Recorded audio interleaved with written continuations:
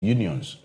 As you are aware, CLOSAC in itself is also a union. A union. And so reaching out to other unions to tell their story is a great initiative that we in GAO don't take for granted, and we acknowledge that. Thank you very much. Then back to the core issue, the people who make up GAO. Basically, everybody within the agricultural value chain, from production to processing, is a welcome member to GAO. But the key people who currently we talk as our members, we have people within those in Kokobot. Okay. We have them as our members. Okay. We have some of those within the Ministry of Food and Agriculture, MUFA. Now at the local level, we call them Department of Agriculture, for them as our members. We have plantations within the oil palm, who are members like the Ghana Oil Palm Development Authority. We have the BOP, Benso Oil Palm. We have Chief Oil Palm. We have NOPAM, we have PSG. All these are members. We also have the rubber plantation, Ghana Rubber is also a member. We also have the banana, which is VREL, which is also a member, and some members within Golden Exotic as well. Apart from these who form our core membership within the formal sector, we also have the informal sector members. Key among them in the Greater Accra is the Novotel Market Women Association. They are also our members. Novotel Market Women. Previously, they used to be located where we now have Octagon. But when they wanted to build the Octagon, they were relocated to somewhere around the Kwame Nkrumah interchange. So they are somewhere there now.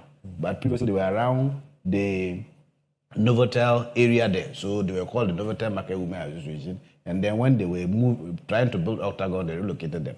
So these are also our members. And we have a lot of rural farmers who are called our members. And then share processors and all these, they are also share butter processors as well. And then we have some mango farmers who are called our members. So we, both the formal and informal sector, once you deal within the agricultural value chain, GAO welcomes you. And we try as much as possible to meet their needs. Well said. Now, let's look at the formation of GAO, the genesis of GAO. Yes. Yeah, if GAO was a human being, GAO should have been on retirement by now. GAO was established somewhere on the 5th of February, 1959. So if GAO was a human being, GAO should have been just on retirement. 3 years after independence. Exactly, just 3 years after independence. And so, at the time, we had a lot of fragmented agriculture smaller unions. We had one which dealt with extension services. We had one which dealt with animal husbandry, other things. These smaller unions came together, even including forestry. Forestry workers had their own union at the time. So these small unions came together. And today, what we call Cocoa Research Institute, those days it was called the West Africa Research Institute. It was called WACRI. At the time, we were calling it WACRI in Tafu. So GAO was actually, yes. Now we call it Cocoa Research Institute. The Cocoa Research Institute at Tafu, GAO was established over there in 1959, 5th February to be specific. Great. So when all these, after independence, with the fragmentation and with the new, at the time, the Labor Act at the time, required that all small unions come together to form formidable forces. And so based on that, all the smaller unions that were within the agriculture value chain all gathered at WACRA at the time. Today we call it Cocoa Research Institute. Yes. And then they formed GAO. Initially we were called the Agriculture Workers General. We're not called General Agriculture. We were called the Agriculture Workers Union. And then along the line we added the general to our name, so we are now called the General Agriculture Workers Union. Great. So when we look at your numbers, what would you say your numbers are? GAO membership, we're over 50,000 in terms of membership. Our formal sector members are around 30,000, and then our informal sector members are somewhere in the 20,000. Thank you for that breakdown, formal and informal. Now, these group of workers, or that in totality, they are all scattered, within Ghana. You find them in every region in Ghana. GAO members. Yes. GAO is, in terms of operationalization, in terms of the regions, we still operate within the 10 regions. And so GAO is located in all the 10 regions, XY 10 regions. Now we have it being 60 regions, but we still do the 10 region thing. So in terms of operationalization, GAU is found in all the 10 regions, and we have regional secretariats in all the 10 regions. 10 regions. Yes, being manned by regional officers. Great. So let's look at the informal. When you say the informal sector, which group of people are you looking at? Yes, when we say informal, we have two types of informal sector workers. We call the one group, we call it the economic groupings, and then another one, we call them the subsistence That farmers. is within your scope, Within our scope. We call the economic group. When we say economic groupings, what we mean is that there are certain farmers who work towards certain identifiable crops. Let's say cotton farmers. It's an economic crop. When you talk about rice farmers, it's an economic crop. So these groups, we call them the economic groupings. We have the rice farmers, we have the cotton farmers, we have the shea farmers. We even have the fishermen and fisherwomen. We call the economic grouping. So these people come together within certain groups to have a leadership structure. Then we have the peasant farmers. They necessarily don't have regular structures, but they are at the community level. So these also form part of our members. They are at the community level. So at the community level, in Ghana, we operate in over 100 communities where we have our peasant farmer setups. We operate in over each region. We have at least 10 communities that we dedicate. We say these are GAU communities.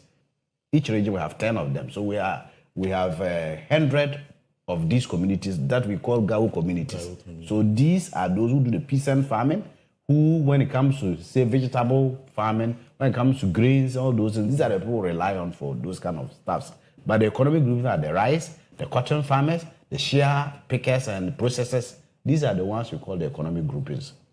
Great. So how about the formal sector? How does that one to look like? Yes, basically the formal sector we also categorize into two. Both those who are considered to be the government payroll setup members, and then those we call the private sector formal sector members. So those who are the government sector payroll, like the Ghana Cocoa Board, which is government setup, the Ministry of Food and Agriculture at the level department, then the Irrigation Development Authority. They also are members, JIDA. They are also members of GAU. So these are those who are linked to government of Ghana in terms of payroll systems. And then we have those who are private-led, like the plantations, like the GOPDC, like the BOP, like the NOPAM, like the PSG, like the VREL. These are private people who have come into the country, the golden exotic, people who have come into the country and have established agricultural plantations. And then they are doing things towards the growth of the agricultural value chain. Great. So these are also our members as well. Great. So talking about the plantations, I'm quite interested in the plantations. How do Ghana plantations look like? Which plantations can we say we have in Ghana? Basically, I know about the oil palm plantation. Good. Yes. Which other ones can we cite? Basically, we have the rubber plantations as well. Which with the main plantation being Ghana Rubber Estates Limited. GREL. Yeah, they are the main, located in Takwa. Takrady towards that value chain. Going towards Takwa. They are within that lead. Yes. So this is the main, and then we also have the banana. We have the GREL. They are located in the Eastern and Volta. Okay. Within the Volta Lake. They are within that. GREL is within the Volta Lake. So if you go to Akusi, they are within that chain. GREL and then Golden Exotic. So we also have the banana plantations as well. In actual fact, Ghana, we don't do so much in terms of plantations because of our land system. Our land tenure system. Because unlike other jurisdictions where you can have so much land belonging to a certain group who can give it out for plantation purposes. As we talk, currently, Ghana Oil Palm Development Corporation needs land to expand. They don't have it. They are not getting it. PSG in Takra, also in Dabuase, they need land for expansion. There's no land. So that is the biggest problem. There's no land for the plantation purposes in Ghana. And so we think that it was based on that those days when Nkrumah set up all the structures, he ensured that there were a lot of, there were the state farms so that we could do more plantation farming, because he saw that plantation farming was easier and that is more sustainable than the peasant farmer system. Type of farming. So currently, what's the situation for a Ghanaian farmer? The Ghanaian farmer is a peasant farmer. Yes, basically in Ghana, most of our we have very few plantation farms. Okay. Most of our this is basically peasant, especially those that have to do with food crop production. Food crop production basically we rely more on peasant farmer system. Really? Very few individuals have like let's say 40 hectares, but you can barely get like over 100 hectares of plantation cover. Plantation cover for let's say pepper. No, we don't have anything like that. How about maize? Maize, we have from individuals doing that, but for pepper, no, we don't. No, we don't have that in Ghana. So the typical farmer would be farming on maybe just about 1 acre. 1 acre. Most farms in Ghana are less than 10 acres. Most farms in Ghana are less than 10 acres. Just a few. I can say that less than 100 people in Ghana will be farming beyond 10 acres. Really? Most farms in Ghana are... And they are privately owned. They are private owned, yes. They are not state owned. They are not state owned. Great. So taking into generality, so Gawu in itself finds itself in the whole spheres or corners of Ghana. Now, so when you go to the northern region, for instance, how would I be able to identify a Gawu member? Because it is not something that is stuck to the human being, it's difficult to identify. But when you go to the places where we unionize, for instance, when you go to the Center for Scientific and Industrial Research, those that deal of research elements that have to do with agriculture, like you have the Soil Research Institute, the Savannah Agriculture Research Institute, these are members of GAU. So when you find yourself within those locations, then they'll bring up themselves. Those we used to have the Ghana Cotton Company Limited. Ghana Cotton, which is now defunct, they were equally members of GAU as well.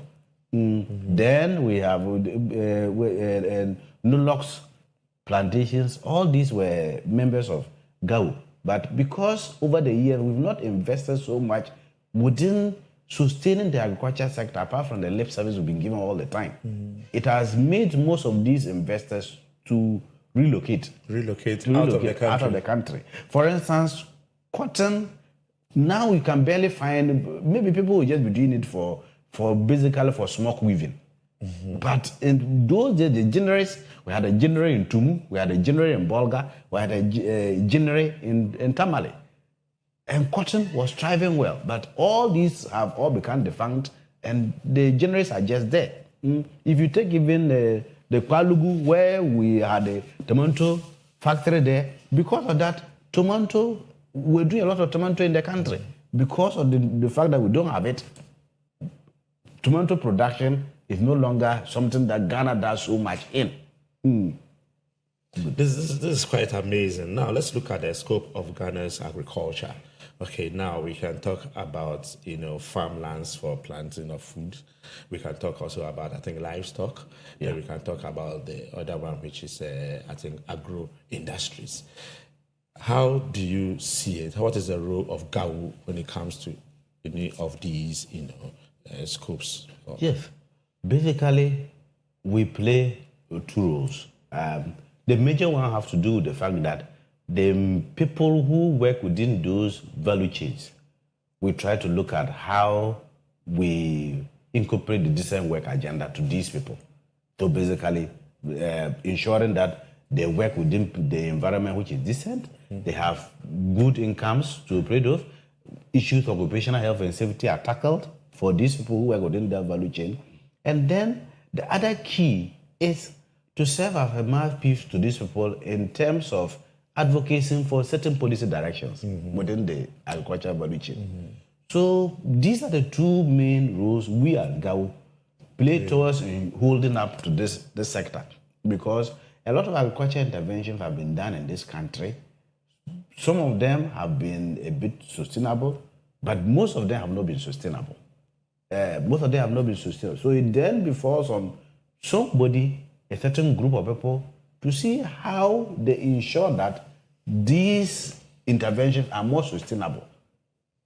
So basically, we serve as a bigger advocacy tool towards ensuring that issues that have to do with the agricultural value chain, we talk about it. For government to look at the policy direction, issues of when we were talking about fast debt,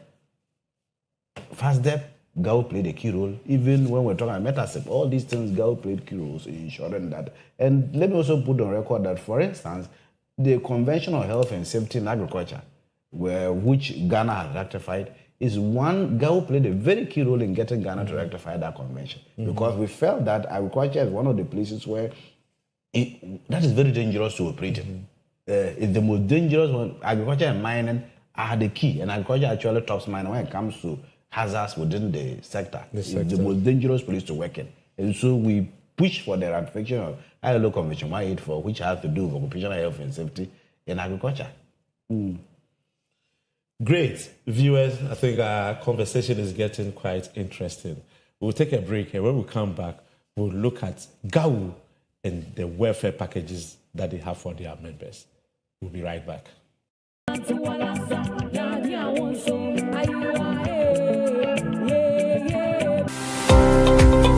Ghana is in an era where evidence-based policy making is fundamental. Policy polls seeks to bring clarity, transparency, and accountability into focus, demystifying public service and government business for the citizenry while also sparking informed dialogue. It provides an emergent, non-partisan platform for examining the role of the public service in shaping governance and public service delivery in Ghana. This series offers a comprehensive dive into the policies, frameworks, and operations guiding public service institutions, analyzing how they align with national development goals and how they affect the everyday lives of Ghanaians. Policy polls will also provide an outlook on public policies behind emergent public agenda, exploring policy gaps, challenges, and its implementation.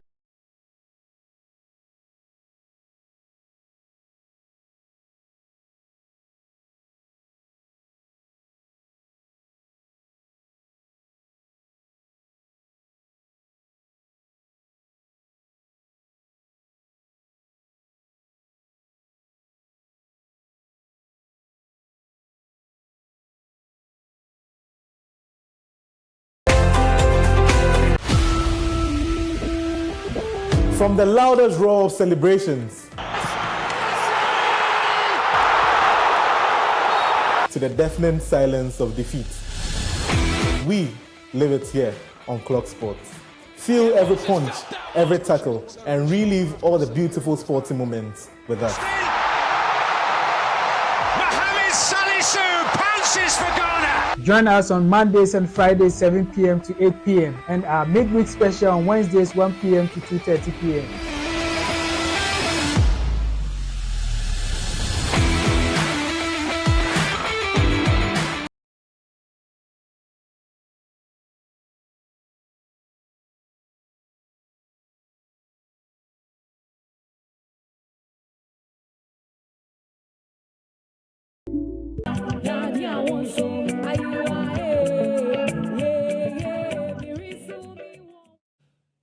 Welcome back, viewers.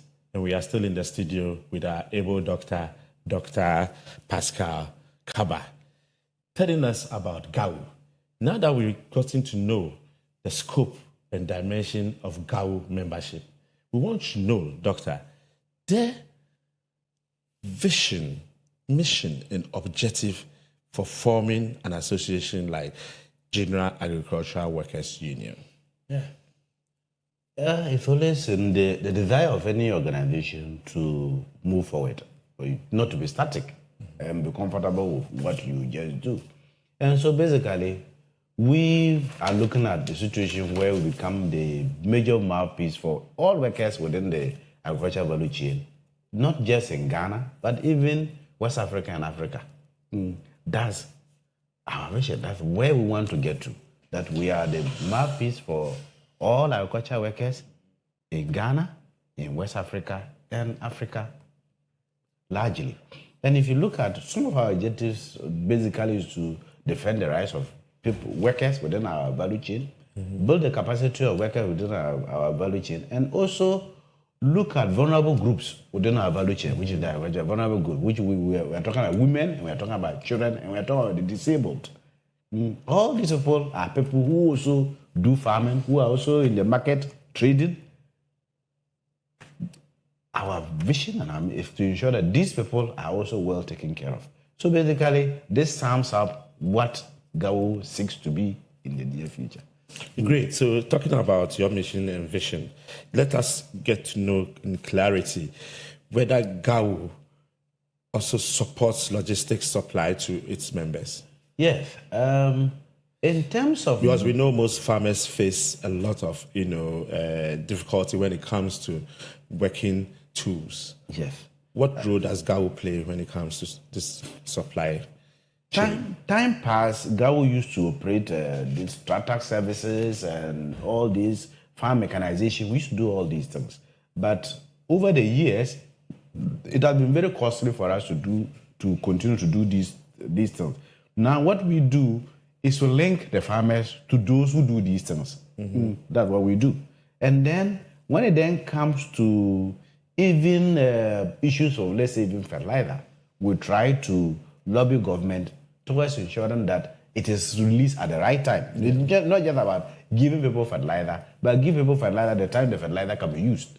The rainy patterns are different in the north and they are equally different in the south. So if you are releasing fertilizer to farmers in the north somewhere after December or even in March, it's useless. You are not helping them. It's not helping them because at that time they are no longer farming. And so we have to look at all those dynamics and ensure that farmers get the farm inputs at the right time and then it is useful to them. So we play an advocacy towards ensuring that the government release these funds to them. Then when it comes to other welfare packages that we do, GAO as a union, we have an insurance package that covers all our members. That covers all our members. And you don't need to pay, you don't pay any additional money for, it's just the dues you pay to us, we have used some to insure all our members. So every member of GAO is insured. Not just you are insured, your spouse is insured, and two dependents, that is your father, your mother is insured, and your children below 18 years are equally insured with the insurance policy, which GAO does for all its members. Are members able to access this? Yes, members it's free to access once you fill the form and once you incur any of these situations and you apply, your money will be given to you. Then we have a personal pension for our members as well. And then also we have a credit union that any member can access. We can say on authority that we are one of the people with the lowest interest rates when it comes to the credit union. And so our members going to banks and taking loans at exorbitant interest rates, our members can think of. You don't encourage them to No. I would think they can just come and access that facility from the union. So basically, these are the few, but we are still rolling on. The more we engage with our members, the more we see their needs. And based on that, we fashion our policies towards addressing their welfare needs. Okay, we'll be moving on to negotiations with your employer.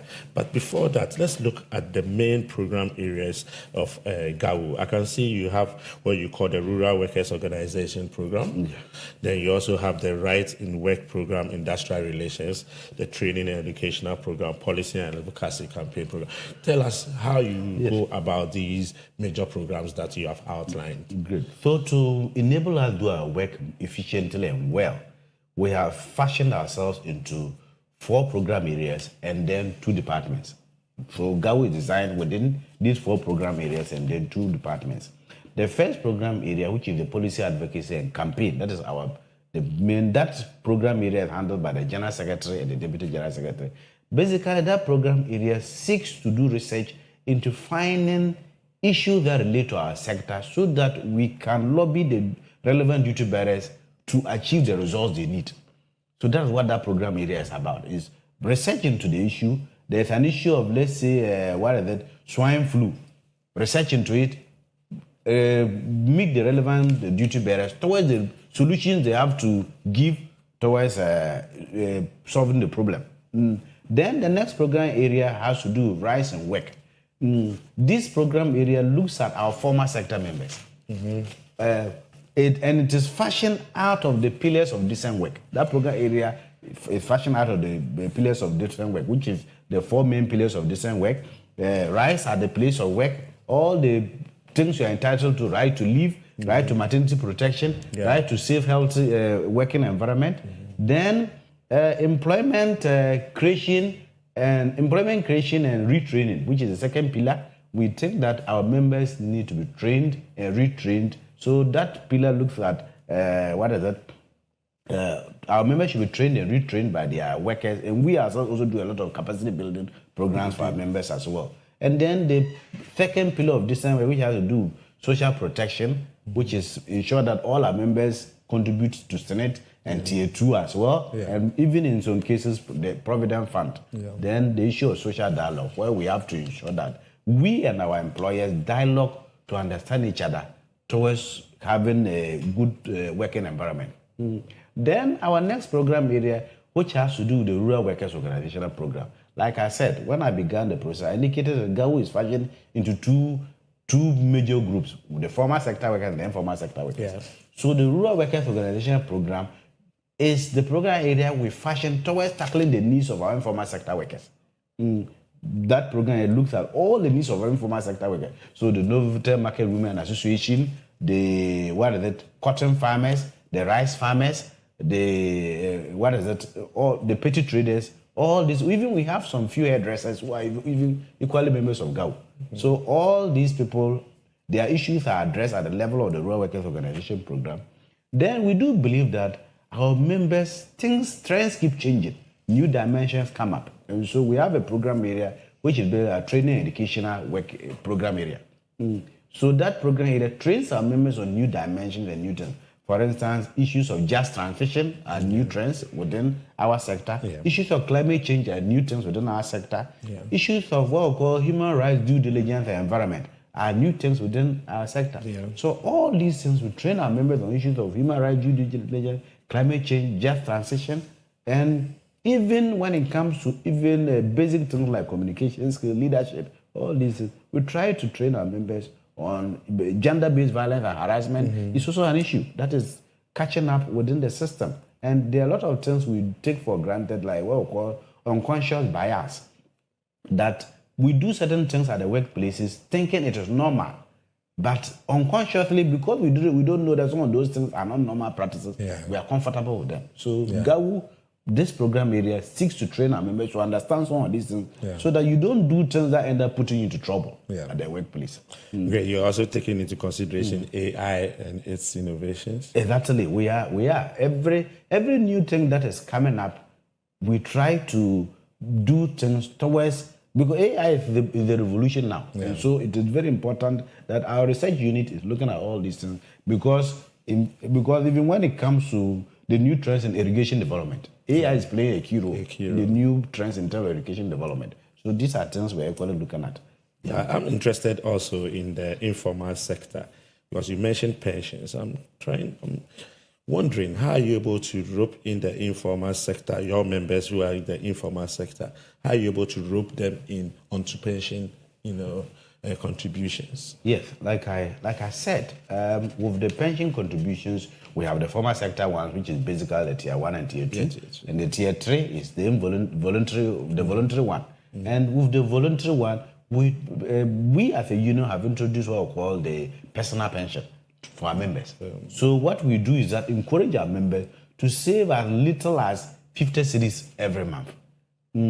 50 are little. So this can be done on a daily basis. Are they doing it? Yes, they are doing it. Okay. Our members are doing it. Some of our members are doing it. And if you look at the returns our members are getting from these personal pension that our members are doing, you'll be amazed that people thought that pension is limited to a certain class of people, but our members are doing this and they are getting a lot of returns from it. Because when it comes to farming, you can't continue to do it all the time. You get to a time... It is seasonal. It's seasonal. And so these are stopgap measures to, support our members.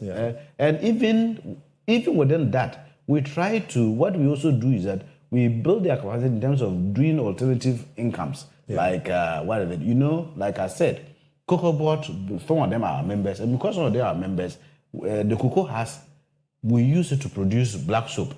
We used to produce black soap, which we market to people. Even the last time my general secretary was in the US, he took some to the Congress and gave some to them. They were very happy. So if we are, all we need to do is add a bit value and other things to it, and then our members will be well sorted out in terms of that. So these incomes they get from the alternative livelihoods they do and what they use for the pension funds.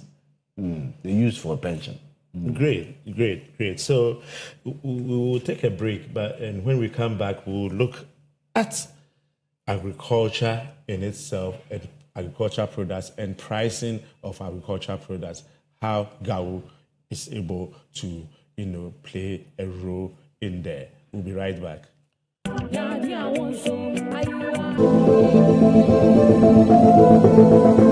Lifestyle Extra. You called, we answered. This is your extended lifestyle show that touches on every aspect of our lives, be it health, fashion, sports, business, and so much more. We've got you covered. We are here to share the exciting moments, the tough times, and every aspect of our lives.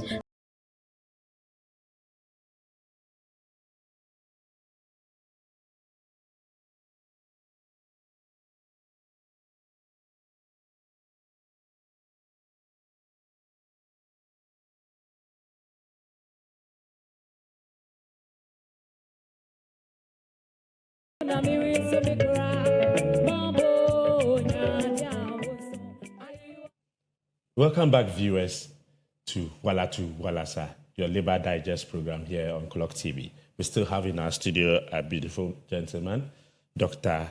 Pascal Kaba.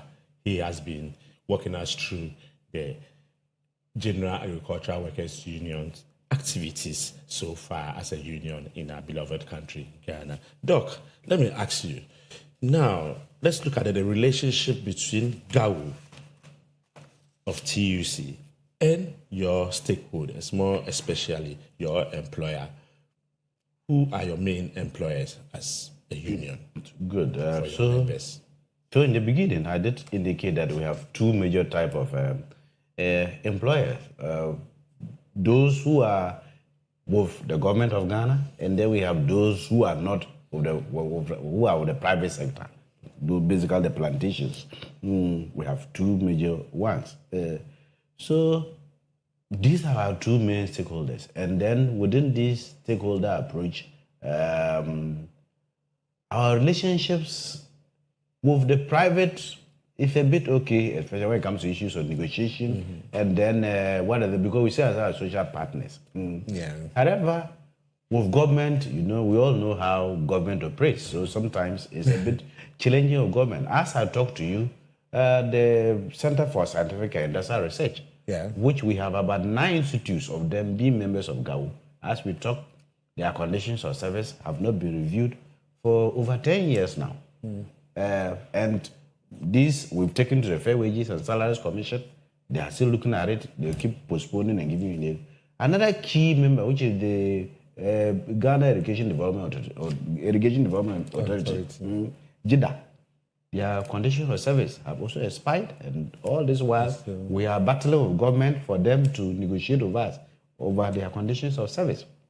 Then the Grains Development Authority as well, they are also our members, and we are battling with government for them to negotiate with us so that we can sign onto these agreements.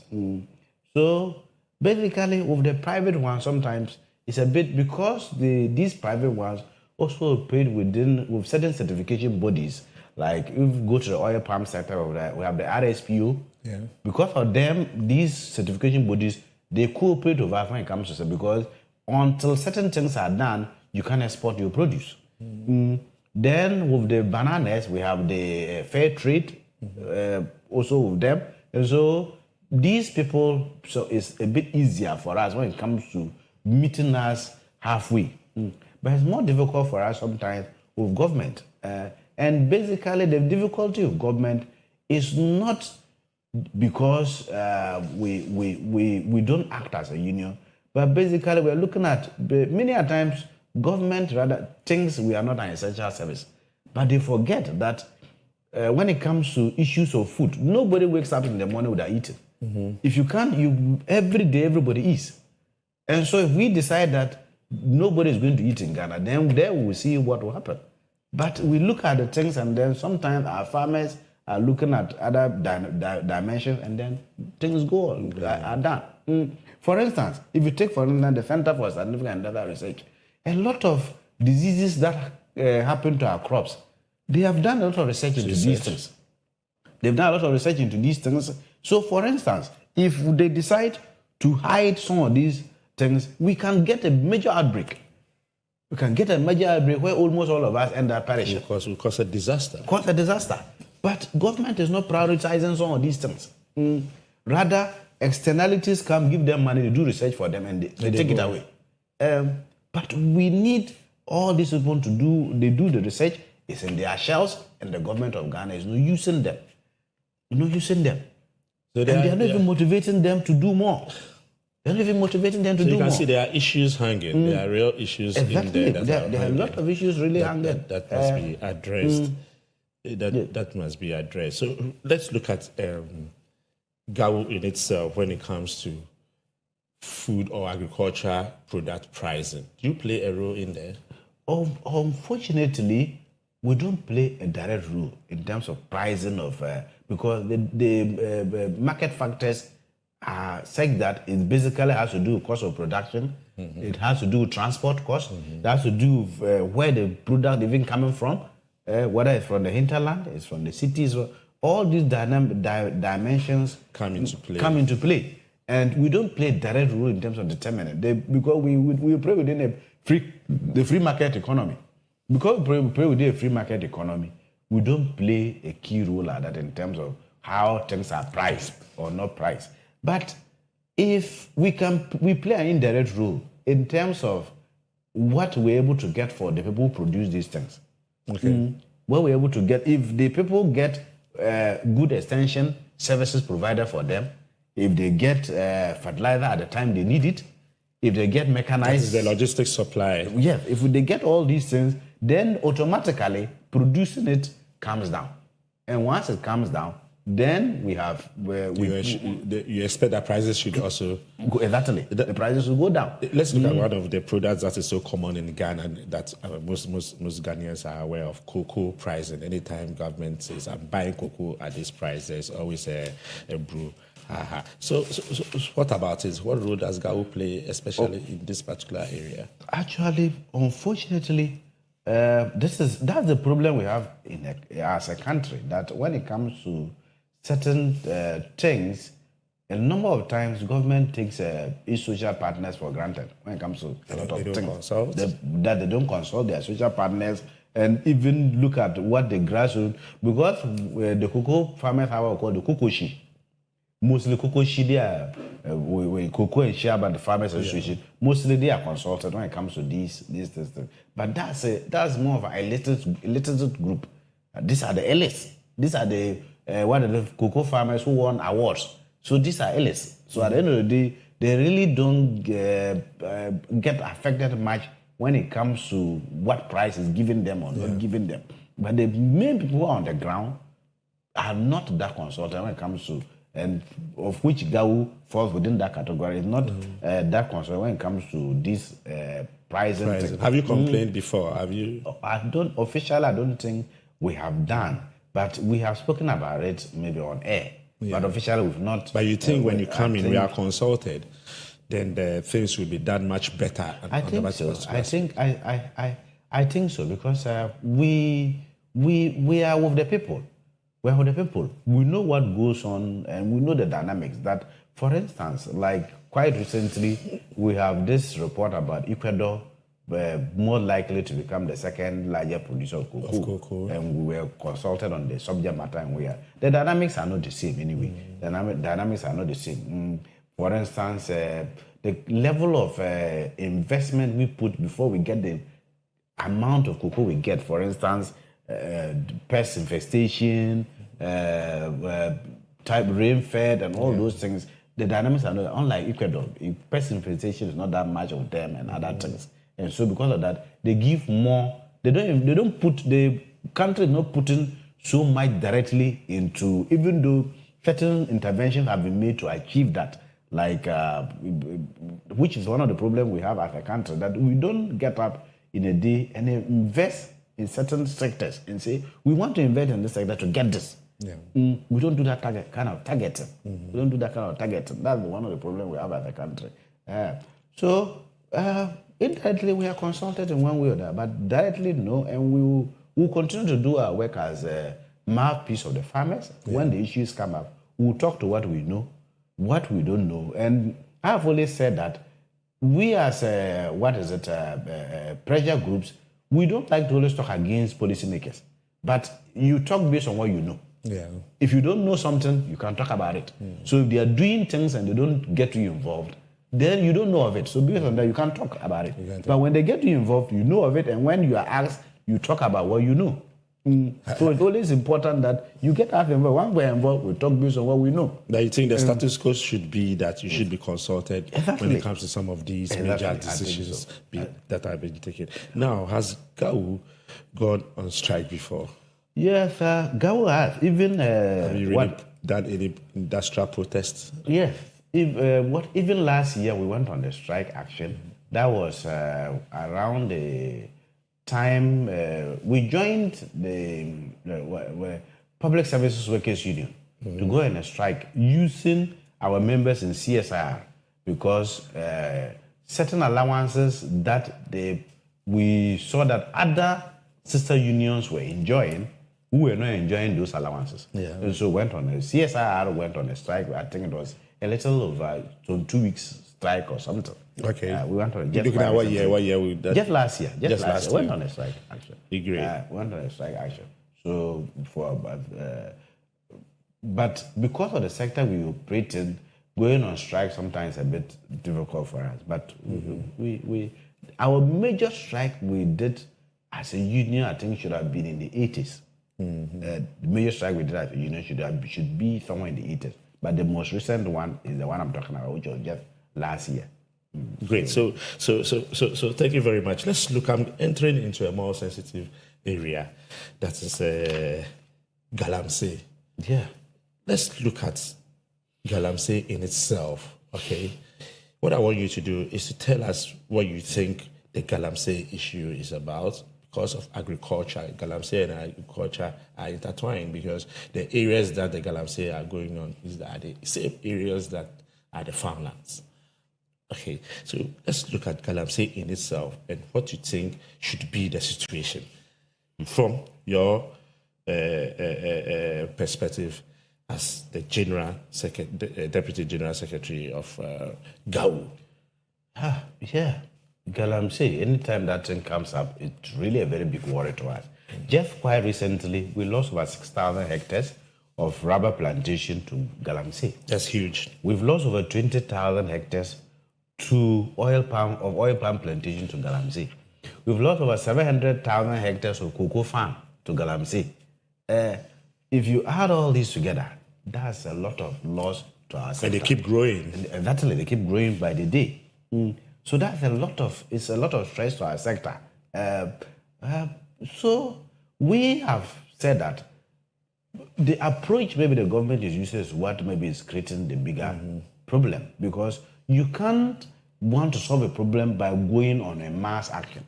You need to target and do. For instance, what prevents the government? For instance, let's say we have 6 main river bodies that are being polluted, or 6 main areas that are being polluted. We don't have all the resources to be around the 6. By the time you leave, you are going here, they are at the other end also polluted. Why don't we concentrate and say that, okay, for 3 areas, let your people be stationed there permanently within these 3 areas, within these 3 water bodies. Let them just be there permanently. Continuously for 3 months, for 6 months. I'm not sure people once those places are declared military zones within that period of time, I'm not sure people will venture come in there anymore. But because we don't have the resources to be all over the place, the resources are just not there. So we are dispersing the resources and we are not getting the needed resources. So let's target. When we achieve the result at one place and we get that place to be clean, we can move to the next place again. But if we think we want to target everything at once, they are more than us. They are more than us. Exactly. Somebody says that when you want to see the total numbers of Galamsees, when you look at Accra Sports Stadium and Accra Sports Stadium is filled up, that's the total number of people who are in Galamsey. Exactly. And it's a serious issue. I'm asking why, because of our food security. Yeah. Galamsey is not helping or would not help for food security in future, would it? No, you see, now, you see, and you see, what people don't know is that we think that, you think that I am sitting in Accra, it is not affecting me. But one of the things we don't do as a country, that we don't do traceability when it comes to foodstuffs. Yeah. Unlike cocoa, we do traceability. So you know where your cocoa is coming from. Yeah. But when you go to Abubuloshi to buy your cabbage, your tomatoes, you don't know where it came from. Even they say they loaded it from Techima. You don't know where they picked it and brought it to Techima and brought it to Accra. It is not there. The traceability is not there. So you don't know where you're picking it from. So at the end of the day, all of us are affected.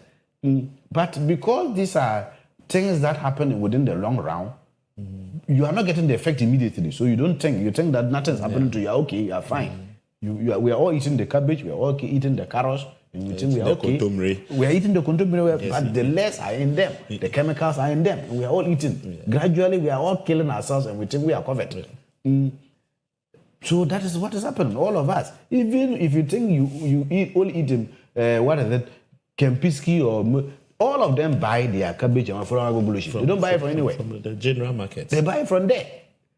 So no matter where you eat, we are all victims of it. And what might also even happen to us is that we might end up even losing great chunk of foreign direct investment in terms of our cocoa, in terms of even our oil palm. Because these elements, they have started identifying some metals, chemicals within these products. Which are major export products. They've started identifying them. So they're only waiting for the levels. Depending on the level, they'll cut you off. They'll cut you off. And when it comes to the cutting off, they just do it at once. And when they do it, at that time, you finish producing, you bought it, it's lying here. You can export. And it's lying there. So we must take the Galamsey issue really seriously. If we think that as a country, we need to get certain results. Great. I can see how you are passionate about the Galamsey issue. And what we want to say is that Galamsey is something that if we don't tackle it well, it will go a long way to disturb our future and food security. Now, Doctor, let me ask you about national development in itself and agric. Now, the way I want to frame the question is that when you take into consideration agricultural products in Ghana, are we doing the best out of it? When you look at over the years, just some 10 months ago, we had a program called, what is the name? Planting for Food and Jobs. Now we have what we call Feed the Nation, Feed the Industries. All these programs are very good initiatives by the various governments. They are perfect initiatives. However, there's a very big problem when it comes to these initiatives being brought out. In Ghana here, we only have one Minister of Food and Agriculture, which is based in Accra. Finish. At a grassroots level, if you go to Pokwase, there's no Minister of Food and Agriculture over there. If you go to Atebubu, there's no Minister of Food and Agriculture there. But what we call Department of Agriculture. The sad story about the Department of Agriculture is that the Department of Agriculture is under the Ministry of Local Government in that district. So the Department of Agriculture takes instructions from a different ministry to implement its work at the local level. How do you take instruction from a different ministry to implement your work at the district level, and you are supposed to report to a different ministry in Accra? What? There's no connect. The connect is not there. The connect is not there. So from the Department of Agriculture, at the regional level, we still have the same problem. The Department of Agriculture at the regional level. Who has no control over the veterinary services have no control over crop services, have no control over extension services. The people have no control over them. Somebody else is controlling the people. Somebody else is supposed to pick data and give. So most of the times, we end up finding head office, Minister of Agri people from head office going to the ground to do the work. Because they want certain results. And to get the results, then they must go themselves to do it. They must go on the ground themselves to do it. Because those who provide them are being controlled by another. A different ministry is in charge of them. A different ministry is in charge of them. So it is only when that minister decides to release them, they do the work. If the minister decides not to release them, well, how do they do the work? Before you, the Department of Agriculture staff, decide to go to your field to do something, you need permission from your coordinating director. Yes. Who is with a different ministry. So if he doesn't give you permission to go, what happens? You can't go. Because the priority of that ministry is not what. It's not agriculture. That's not the priority. Something else. It's something else. Yes. So whatever they can do to achieve their results from their ministry, they'll do that to achieve. You belong to a different group of people who have found yourself with them. Yeah. So until this thing is decoupled, we'll have a very big problem at the local level implementation of policies of the Ministry of Food and Agriculture. We'll have so we as a union, for instance, are advocating for the establishment of a Ghana Agricultural Service. Great. That we think that, for instance, if you take the teachers and the nurses, when their students are in school, we keep on telling ourselves that we are the backbone, agriculture is the backbone of the country. Meanwhile, when our students are in school, they don't pay them allowances. When they finish school, they are not automatically employed. Teachers and nurses, while they are in school, they are taking allowances. Immediately they finish, they are automatically absorbed. Currently, we have a 1:1,500 farmer extension ratio. How can one extension worker look after 1,500 farmers? It's not possible. So if there's an outbreak, when we had that outbreak, the one that the grasshoppers were eating almost everything, and they were not there to control it. They were not there to control it. So until we decouple that thing, it will really be a very big problem for us. It's a big gap, I think. So do we have some agricultural schools? Yes, we have. We have the Kwadaso Agriculture College. Yes. We have the Damango Agriculture College. Yeah. These are there's another one in Volta region. There's another one too there. So all these agriculture colleges produce agriculture even Pong Tamale, there's another for veterinary services. It's there. They're all agriculture colleges. And you are saying that whilst they are in school, they don't receive any they don't receive any allowances. They don't receive in schools no. for other, they don't receive allowances. And when they finish, they are at the mercy. Over almost 10 years now, they are there. They have not been employed. They are sitting home. Nothing. Jeff, almost every year, government gives clearance for the employment of teachers and nurses. I don't know. You're a media person. You should know. When have you heard of government giving clearance for the employment or extension? Very rare. You hardly hear. But we always hear government calling for youth to go into agriculture. Yes. What is? Are the Ghanaian youth those who can easily go? Those who can agriculture? easily go into agriculture are those who have learned agriculture. Here is the case. You are not even willing to employ them. What is the motivation for them to go into agriculture? I have learned agriculture. You're not motivating me to do what I've learned. Why do you think I'll be motivated to go and farm? If those who are supposed to take care of the farms and make sure farming is done well, we are not seeing them to supervise us. Yeah. Why will me as a youth be motivated to go and farm? I don't have anyone to supervise me. Why will I be motivated to farm? Yeah. For me to be easily farm, I should know agriculture to farm easily. I know agriculture, I'm not being motivated to farm. And right from the beginning, you are not being motivated. So you would rather leave it and go for a fast-looking job that will give you fast money. Now, so let's be rounding up. So what do you think are the major challenges within the agriculture sector in our country? The major challenge within the agriculture sector is that over the years, we've paid more lip service to the sector than really done what is supposed to be done. over the years. We've paid so much lip service to the sector. In other jurisdictions, you see, when you started, you talked about the fact we're looking at plantations. Yeah. We don't have plantations in the country because we are not targeting it. Plantations don't just get up. Other jurisdictions, they support people. The support is to go into it. Yeah. So the government you need to target, look at what is it, and say that Mr. A, we know that based on your experience in terms of farming, you can be able to do 100 hectares. Yeah. And so they support you to do 100 hectares. And so you employ people to do it. But in this country, no, we do peace. We are giving everybody something small. That way. That's what we do. We don't target. So that is one of the major things we are facing as a country. Then, apart from that one, is the disconnect from the local level, which is the district level, the local level, to the national level. The disconnect is not there. For instance, this government is introducing what we call the mechanization, agri-mechanization, stations. Who is at that level to link these people to the farmers? They are not there. There's a gap. There's a gap there.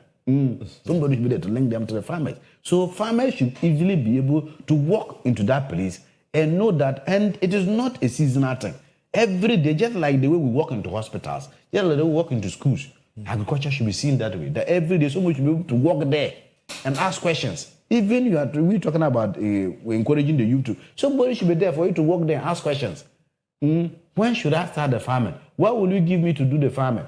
Which chemical will I need to do? Somebody should be there. People should be there for you to go. So this center should also be decentralized so that people are there and then it feeds into the district, from the district to the region and then to the national level. But the disconnect is there. We don't have them that way. The Ghana Health Service have chip compounds, where from chip compounds you go to polyclinics, you go to clinics, you come to hospitals. We need the same structure for the agricultural service. Where we start from the local to the district, to the region, and then to the national level. I think when these structures are put in place, it will help in the formalization of agriculture products, right from the farmland to the industry that would produce them into well-finished food. Now let's look at agro-industry in Ghana. How is our agro-industry in Ghana? It's one of the biggest. You see, if we don't take time, what is going to happen to us, especially from ending of this to next year, is the glut we are likely to experience. Fortunately for us, this year, the rains have been a bit favorable to Ghanaians. And so we are really going to have a lot of food in the country. Yeah. But we don't have processing centers for these things. We don't have storage facilities for them. All these things are not there. The previous government, when they were doing the one factory, one district, one factory, all these things were very good initiatives. But as usual, everything, at the end of the day, we like the slogan than liking what really happens on the ground. Go right now to, around Walawale. Between Nasi and Walawale, you see a lot of, watermelons over there. Just after some few months, we will see them again. Meanwhile, some other places, they need watermelons. They are not there. Go to the Sumenya area, the Kintampo area, mangoes. After some time, they are not there again. Processing is one of our biggest problems in the country. But we don't need much to go into these sectors. Yeah. However, our successive governments have not, it all boils to what I keep saying, that there's more lip service to our sector than the real actualization of the whole process. So we really lack a lot. Most of the investors who have come within this are actually private-led. But even within the private-led, they need certain government waivers to be able to sit well. Because if I have to come and say open a pineapple or let's say a watermelon processing factory, and for juice, and there are a lot of bottlenecks in my way to even set it up. You will not come. I won't come. So certain interventions should be put in place. Certain tax waivers should be put in place. Yes. And when these tax waivers are given, because sometimes what happens is that they actually give the tax waiver, but the thing is diverted to something else. And so duty bearers must ensure that if I give you a tax waiver towards setting up watermelon process. Make sure you do. Make sure that is what you actually. But they import the things into the country with the tax waivers, but the things are diverted to do something else. That's where the problem also lies. Currently, when you look at even our Ghanaian markets, if you want to buy a juice, you will hardly find a made in Ghana juice. But we have a lot of citrus going waste, a lot of watermelon going waste, a lot of pineapples going waste, mangoes going waste in our country. Come to talk about tomato paste. A key one is even cashew. Also going waste. Cashew, apart from the nuts, the pulp itself, nothing happens to it. They just throw it away. Nothing happens. There's no cashew. Key. Going waste. So agro industries in Ghana must be taking a critical look at, because when you go to our markets, if you tomato paste, we are not able to. Yes, I am hoping that with the bringing into agri-business into the Ministry of Trade, maybe we'll see some results. I'm sure maybe that went into the thinking that okay, we need investors within this sector. So based on let's bring agri-business to the Ministry of Trade so that we can pull in people to set up smaller businesses in that. Yeah. So let's hope that the minister, Elizabeth is listening to us, and then she will do something in that regard. Honorable Minister, we look forward to you to give us something good when it comes to agro industry. Well, we're coming to the end of our discussion. What message do you have for your members? Yes, what I will tell my members, many a times we see trade unionisms as people who only do demonstrations, they only do choboi, but that is not what we are. Actually, a lot of things have changed when it comes to the labor movement. We are now actually social partners of our employers. We dialogue with our employers, and employers who are afraid of unions' existence in their companies should think again. That unions are actually social partners. For instance, how will it benefit me? The organization might exist for me to be there. So whatever I can do to ensure that the organization exists is the key principle of any union. That the organization might exist. If the organization doesn't exist, the members cannot be there. People cannot be employed in it.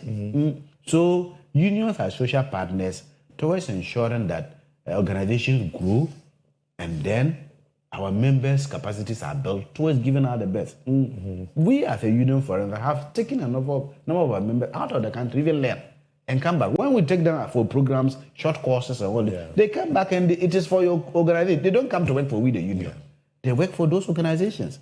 And so organizations should see unions as social partners and open their doors to unions when unions come around. That, no, we are not there to destabilize them. We are there to ensure that productivity is enhanced. And for the bigger body within the agriculture value chain, there's hope ahead.